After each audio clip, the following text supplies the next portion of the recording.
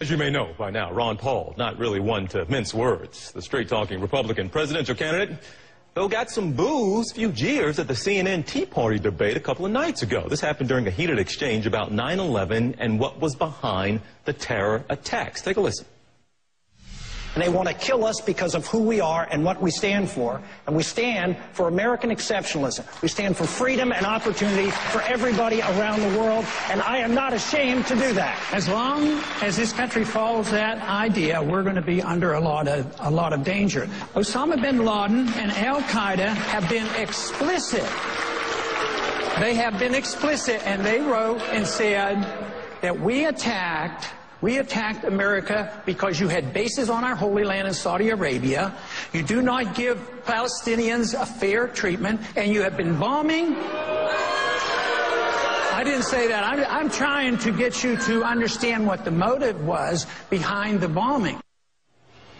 And Congressman Paul joins me now live from the Capitol. Sir, thank you for being here. So let's just start with that. Are people misinterpreting or maybe even oversimplifying what you're saying? Because some people took your response as saying the U.S. brought 9/11 on itself. Is that what you were saying?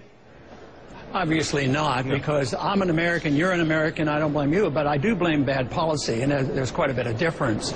But, you know, what I'm saying is not new or strange. It's been around a long time. The CIA is actually the one that, you know, introduced the term blowback, and the 9/11 Commission acknowledged this. As a matter of fact, after 9/11, we removed that base from Saudi Arabia. So it's nothing new. But I think if you ignore the real cause and claim that we're being attacked because we're free and prosperous, we're missing the boat. As a physician, I always have to know the cause of the disease to correct it, and to ignore the cause doesn't solve our problems whatsoever.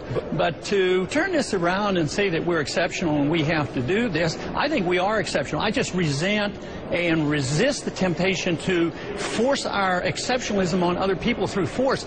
Once you do that, you lose all your credibility as being exceptional. But haven't Al-Qaeda, bin Laden in particular, in a letter he wrote to the United States, he did talk about the Palestinians and how there was a lack of support for them. But he also mentioned America's freedoms and what we're allowed to do. He mentioned, I mean, things like gambling and how women flaunt themselves around. He did mention some of those freedoms and wanted to impose Islam on the rest of the world. So isn't that the freedoms the United States have? Don't you acknowledge that bin Laden himself has also said, this is why we attacked you as well?